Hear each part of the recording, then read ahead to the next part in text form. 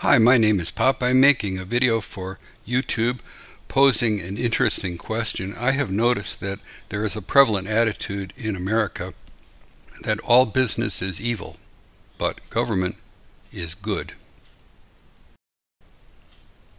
It seems to me that there used to be a reversal of this attitude, that business is good, but that government is evil. During the Enlightenment in 1776, when the United States first started, there was an amazing viewpoint afoot in the world that perhaps individual groups of people could govern themselves. And you might think, well, heck, they just said that King George was evil and they just wanted to start a new government and it was going to be good. But that's not the case. They actually came right out and said, although anarchy is evil, government too is evil, and it has to be controlled, kept in a cage, and contained. Otherwise it will grow and become evil, just as evil as the situation with King George and all of the other despots in Europe. Since the inception of the United States of America, since our Constitution has been written, we've gone through a lot of history which has caused us to drift away from the Constitution and this concept, resulting in the reversal of this attitude towards business and this reversal of the attitude towards government. Well, we had our great Civil War in 1860 over secession and slavery. Then there was World War I, the Great Depression, World War II, the Korean and Vietnam War. We have added Social Security, Medicare, Medicaid, Obamacare, FEMA. There are many, many things in history which have changed the attitude of the common man. The social institutions in America have changed drastically. Hardly anybody goes to church anymore, and that is not because they do not believe in a supreme being or the goodness of the church. It is that the church has become irrelevant because the government has taken over the function of the charitable function of the church. We've got natural disaster relief, even though the Constitution forbids us to do these sorts of things. People do not even buy insurance anymore. They know fully well that the government will come in and take care of them. And furthermore, that they can go build their house again on the beach and the government will rebuild it a second time. The government is running education, and to a very, very, very great extent, education is nothing more than a sort of an indoctrination camp for the young people to believe in the government and the government alone as their savior. I'd like to point out something about monopolies. There's this board game by Parker Brothers which is so popular, Monopoly, and in it there is a little character in a tuxedo, and he's a smarmy little guy, and he represents business.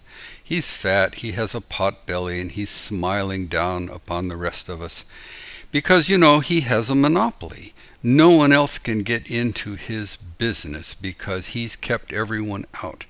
But I want to point out that the only monopolies which exist in the United States of America are government monopolies. There are no business monopolies. Yes, monopolies are evil, but the government has the monopolies. And they do this by means of two methods. One is regulation. And at the face of it, you would have to say, well, regulation's a good thing because, you know, they keep up high standards of safety, of food, and so forth. But actually, all they do is keep one guy in and the other people out. Regulations do nothing more than keep one guy well fed and very secure. Another way of doing this is through subsidies. Subsidies help certain industries and keep everyone else out. And it harms society, it harms the economic life of America, and if you look at what is subsidized, it's evil. For instance, in 1962, the chicken industry got together with the government and somehow, don't tell me how, European trucks are not allowed into this country because of a tiff between the United States chicken farmers and French restaurants. It used to be that everybody pulled a small wagon of taxes, and they were not burdensome, and the taxes were very, very low. Once when my father was a little boy, he asked my grandfather, "Daddy, will I ever have to pay income tax?" "No, that's for rich people. I'll never make that much money." And that's one way of bringing it in, class divisiveness. You start taxing the rich people, and then you filter it down. Now you tax, they say, everybody, but approximately half of the people in the United States pay no taxes at all, and they're riding in the wagon. But I'm not pointing out that poor people are riding in the wagon. There are big companies too who are riding in the wagon, and there are more and more and more people in the wagon, and everyone is pulling their own wagon, and it's become very, very burdensome. Wagons look like they're going in a circle, and everybody's pulling and everybody's riding. They're taking money out of your one pocket and putting it in the other pocket, and you cannot escape this madness because you are the recipient of all of the government programs as much as you are being taxed for these government programs. But the process of running the programs is siphoning off a huge amount of the money and the energy and the flow of capital and the innovation. So I'd like to tell a little story. Once upon a time there was a little bird, and he was unsophisticated. Well, you could call him any which kind of bird if you want to. I mean, you could put this is an allegory, you could put a racial slant on it. He is a recently released slave. And he's living his life, and he's very happy because he's free. But he's unsophisticated. He has not noticed that all the birds are going south for the annual migration.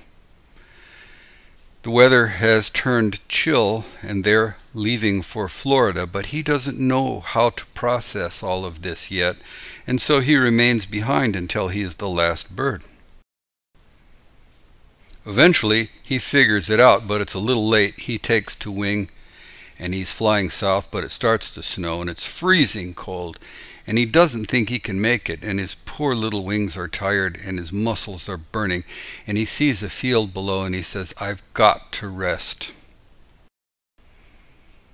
He lands in the field, and it's covered with snow, and he's frozen, and he's just going to take a little nap, and you know that story. If you fall asleep in the snow, you will eventually die, and he doesn't know that, and he falls asleep, and sure enough, he's going to die, but unknown to him, this great big badly drawn Republican cow comes by and poops on him. Well, normally that's a bad thing, but the warmth of the poop revives him, and he wakes up and he says, "I'm going to live." He's so happy he starts to sing, but his singing causes a cat to come by and eat him. Well, it has a moral. Just because somebody poops on you, it does not mean necessarily that he is your enemy. And just because someone gets you out of poop, it does not mean necessarily that he is your friend. And I think this is what has happened in America. This is the story I see. And it's the larger picture of what has occurred. We are now all getting government cheese by that subsidized industry. And the government cheese is a symbol for all of that stuff. And I'd like to relate a personal story about that. When one of my kiddos was in college at the University of Texas, she had to take a course in order to graduate for the degree program, a course in sociology, which was being taught by one of the foremost practitioners of that pseudoscience in league with the federal government. And the scenario was you are an 18-year-old unmarried mother with an 18-month-old baby with no job skills. The class assignment is you are to obtain housing, daycare, and a job. Well, my daughter thought this was pretty easy, so she hit the sidewalk, went from house to house, found a retired widow who had a house, explained her situation, and the widow was delighted and said, I'll watch your baby during the day. You go get a job. In return, you can live here. I want you to mow the lawn, keep house for me, and cook, and go grocery shopping, and we shall be good friends, and I will be your mentor. She then went out and found a job, returned to the teacher, and explained her success. But the teacher shook her head and said, No! No!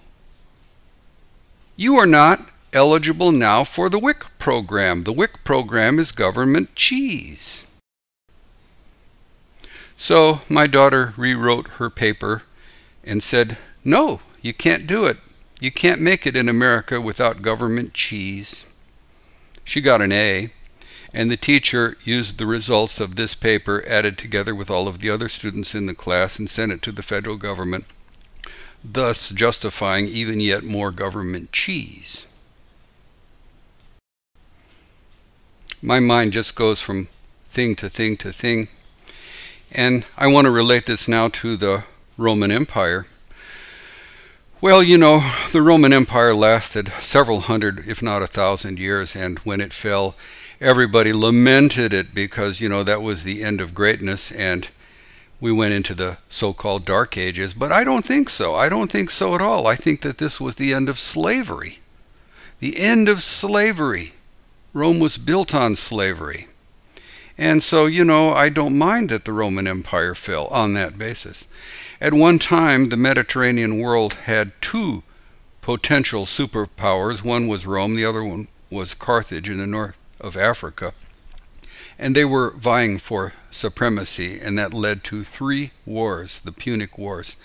And the head general from the Carthage came up through the Alps on his elephants, and that's a very famous story.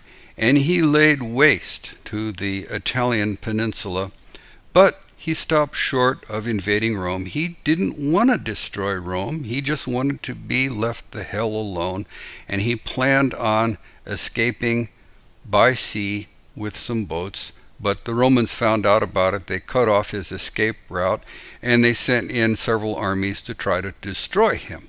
Well, they were unsuccessful each time, and in those days when the Roman general lost a battle, he took it very seriously, and he would sui kaido, self-cut, suicide, fall on his sword. And so the last general up there after the Battle of Cannae, which was the bloodiest battle in the history of time, 50,000 people killed in a matter of hours with swords, butchery. So this last general, one of his names was Fabius, and he said, no, I'm just going to wait till the guy starves. When he runs out of food, I'll win. And he did. And this idea was taken up in the 19th century by George Bernard Shaw and Virginia Woolf, and they became the Fabian Socialists. And they said, you know what, we're going to march in communism a piece at a time. You can't sell communism. In the United States, the Soviet Union tried to sell communism. Nobody was buying. But you can sell socialism a piece at a time until you get full-blown totalitarianism. And, you know, that's where we're marching. It's ironic indeed that the former Soviet Union is probably more capitalist than the United States of America. And it looks like China is going in that direction too. The standard way of looking at all of this is like a stage. And this is a stage. And here's your player on the stage, and he can walk over here to the left or to the right, but you know, mostly he's in the center, and that's what the audience is looking at. Now the funny thing about the political stage is that everything new comes in from the left, And then when it gets old and leaves the stage, all the actors leave on the right. So, it's very easy to look at somebody like Ronald Reagan, the conservative, and say, man, you've stayed on the stage too long, you need to leave. Or you could look at somebody way, way left wing and say, he's crazy. I think he's out of touch. Because everybody's looking at what's going on here. There's a new way of looking at political stuff, and that's the Nolan chart, which I'm not going to put here. I'm going to let you think about it. Here you've got your little man here, and over on one side you've got totalitarianism, and over here you've got, anarchy. No government, total government. Total government would be everything that's like total government. That would be Saddam Hussein, the Soviet Union, Mao Zedong, Nazis. And that's so strange because, you say, well, no, wait a minute. The Nazis are right-wing, right? Well, not necessarily. If you look at it this way, total government is total government. I don't care if you call it Nazis or communism or Mao Zedong or Saddam Hussein or any medieval king in Europe. That's total government. You have no personal freedom. And then over here, anarchy, you've got all your personal freedoms, but guess what? No protections. Soon robbers and brigands and people like that will take everything you've got. You do have to have some government. Well, how did the Nazis get over here then? I mean, how did they put the Nazis left wing, right wing, left wing? Well, that's easy enough. During World War II, FDR was a Democrat, left wing, and he got voted in after Hoover got voted out, right wing. And we knew that the Russians were left wing, and so when World War II started and Hitler pops up, what are you going to call him? And he probably looked at his guys and said, we'll call them Republicans. They're right wing. Unbelievable that the American public has accepted the fact that the evil Nazis are right wing. They're not right wing. They're left wing. Well, I don't know entirely all of the concepts of what constitutes evil government, but you can look at them individually. Government ownership, they used to talk about government ownership of the means of production, the cradle-to-grave security, wage and price controls, supremacy of the state over the family or the individual, income taxes. Sure, we have to have some taxes to run the government, but there's this old 80-20 rule that 20% of the people pay 80% of the taxes. Wow, it's skewed even worse than that. I would say maybe 5% of the people pay 90% of the taxes. The rich people are paying all of the taxes. But it's quite horrible too because they have an undue influence. They have got the congressmen working for them through the lobbyists. We have broken government in the United States of America right now, and we do not have the parliamentary device, the capability that the European countries have of forming a new government. We've just got to live with this gridlock until the next election. And nothing's happening, and it's just getting worse and worse, and we're getting broker and broker. And the solution to all of the problems are, let's spend more money. Actually, the government itself could probably be run for, I don't know, quite a bit less than $1 billion a year. Government's pretty cheap if you keep it lean and mean. But when you start adding all of these layers and layers and layers of bureaucracy and useless things, well, what do you cut? Well, heck, I would start with stuff like the Civil Aeronautics Board. Go in there and just fire everybody. Sell off their filing cabinets. Sell off their desks. Nobody's going to miss them, right? I mean, you could find hundreds, if not thousands, of similar such agencies. The business of government and economics, it's all tied together, and we have this convention in place that there is one man and he gets one vote. Nobody would say, well, my gracious, this guy makes 10 times more than me, he should get 10 votes because he makes more money. We would all shake our heads and say, no, that's not right. But when you look at this, if one man gets one vote, why does one man have to pay 10 times more in taxes than another man? You could only look at it in a couple of ways logically. One is, well, he derives more benefit from government than you do because he has more money. Therefore, he should pay more taxes. Well, that's obscene. I mean, that's obscene. Why would one man with more money derive a better benefit from government than the poor man? And the only other way to look at it would be to say, well, he's got more money and we're just going to steal it because he's got more money and there's nothing he can do about it. There's fewer rich people than there are poor people, so he doesn't have too much say-so in the matter, so we're just going to take it and make him feel guilty about having all that money, and he's not going to squawk too much. There's only one way to turn around the attitude that business is good and government is evil, and that is to dissociate business from government in the same manner that we dissociate religion supposedly from government. We have in the United States of America a provision in place that there shall be no state-sanctioned religion, and it should also be that we do not have any interaction between business and government. They are separate entities. Government should not interfere in business, and business should not interfere in government.